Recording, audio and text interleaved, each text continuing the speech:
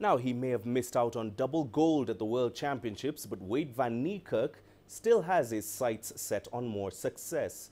The South African claimed a gold in the men's 400 meters and a silver in the 200 meters, but his future goal may see him sit out on his key event, as CGTN's Dan Williams found out when he sat down with Van Niekerk in London. Wayde, congratulations, a gold and a silver medal. How do you reflect back on the week? Yeah, I think it's been a massive week for myself. Probably the biggest challenge I've ever put my body through, and I think it ended off quite a success. Obviously, you looked pretty emotional by the end of it.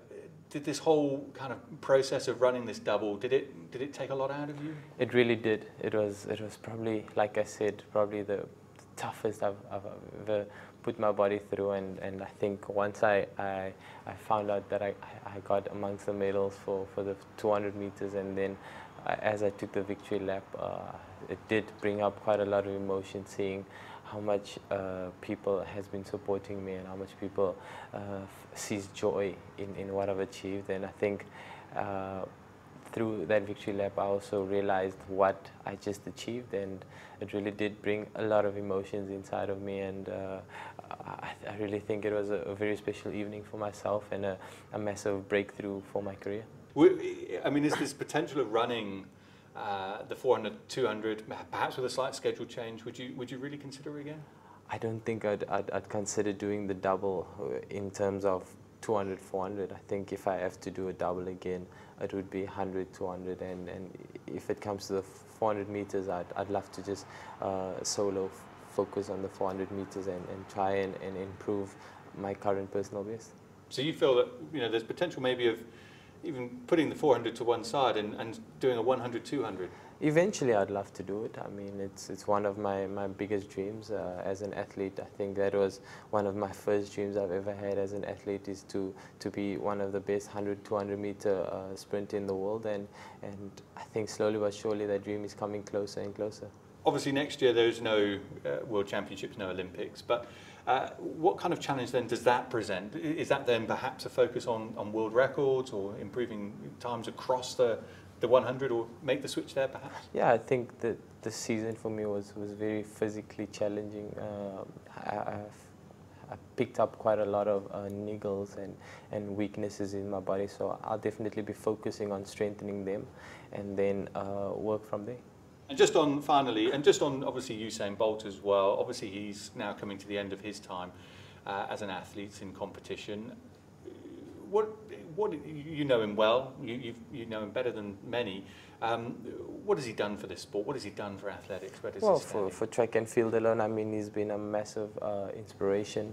I think this is a perfect time for us to go out there and honor him and thank him for the legacy he's left behind for track and field, and the inspiration he's left behind for us new generation athletes and the new era coming through now. I thank him for the example he set for each and every one of us, and as a fellow athlete, I'd love to carry on his legacy for what he's done for track and field and help the sports grow. Right now, for more on this story and plenty more coming out of the World Championships in London, we're now joined live by Manfred Seidler, who is a sports journalist in South Africa. He speaks to us live from Johannesburg. Manfred, Usain Bolt's 4x100 meters is coming up shortly. We saw the upset in the 100 meters for the Jamaican. Is it going to be a sweet farewell for him tonight? Sure, I don't know so much. I think the Americans will have a point to prove. They really want this title. I mean, they've had a lot of bad luck in terms of the relay, dropping the baton, getting disqualified and so on. And of course, the Jamaicans for almost a decade now have really dominated the relay and anchored by Asafa Powell. And of course, in the top 10, it was always Bolt. Bolt now anchoring, I saw early on in the heats. But yeah, look, I think the Americans are the favourites here, and the British team looked really good in the heats as well. So it's not cut and dried for the Jamaican team. And as we saw in the 100-meter final, the athletes don't just want to hand this to Bolt on a platter. He's going to have to work for it. So a fairy tale ending, I don't know so much. I mean, that he was obviously hoping for the 100-meter final for that to be a fairy tale ending, and we saw how that turned out. So it's going to be a very intriguing race, that's for sure. right now, talking about the man from South Africa, Wayde van Niekerk. He has, of course, put a bit of a dampener on it. But is there any hope of seeing him do the double in the near future? Yeah, that's an interesting one. I think this may just be a reaction to obviously the 6 days of intense competition, and we saw in the semi-final of the 200s he was absolutely broken, and then to come back with a silver medal in the 200, that says a lot for him, and in terms of his strength, his charisma. You don't throw a challenge at Wayde without him trying to come and actually meet that challenge. So I think maybe in a few months' time he might reconsider, because if he is able to pull it off, then that is in his own right would be his own legacy, because he's always said that going forward he doesn't want to be the next Usain Bolt or Michael Johnson. He is the next Wayde van Niekerk. He is Wayde van Niekerk. So I wouldn't write it off. He has, ever since he's gone up to the 400, always said, I've got unfinished business with the shorter sprints, the 100 and the 200. And because he comes from those distances, he has got what he calls unfinished business, and it's close to his heart. So with the Commonwealth Games coming up, he may very well try and do the 100 and the 200 in April. And then with the Diamond Leagues, I know he was saying he will then compete in the 400, which is a specialist event, and obviously he's already got certain contractual obligations. So I don't think we should write off that 2-4 double just yet. I think it may very well tickle him again. I mean, he was very, very keen on doing it this year. And this might just be a reaction, an exhaustive reaction to what he's gone through. But I guess ultimately only time will tell, but I wouldn't write it off. I think there's a good chance that he may very well come back and do the 2-4 double. All right, Manfred, let's talk about the treatment now of Isaac Makwala. We did, of course, see him forced to qualify alone in the 200 meters. Of course, the IAAF has defended its position, but what would you say, or would you say rather that there was fairness in the way the Botswana runner was treated? I think the whole scenario was a bit of a mess from all parties involved. I think the IAAF stayed quiet for too long.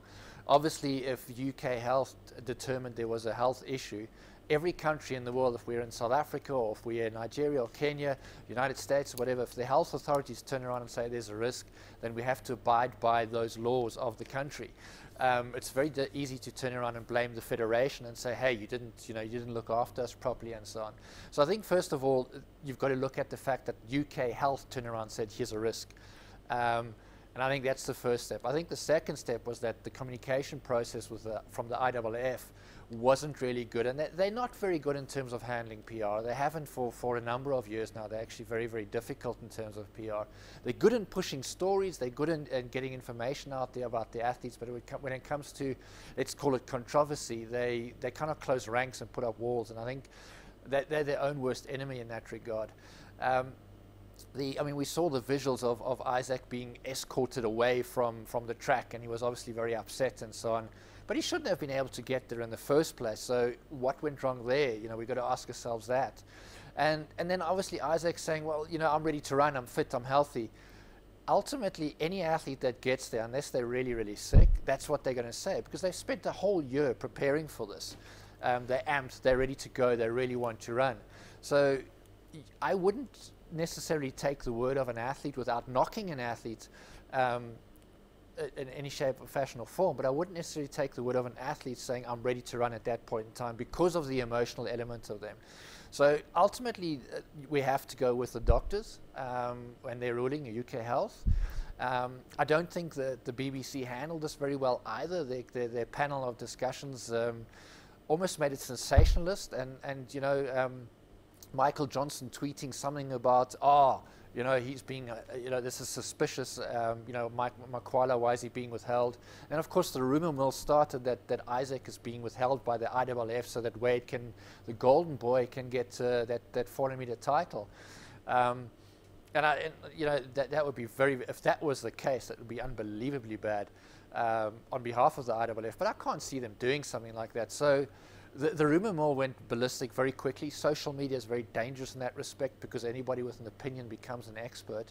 And I think the whole entire episode was handled badly on all fronts. The BBC, Michael Johnson, IAAF, and even the Botswana camp as well. I think that should have and could have been handled way better.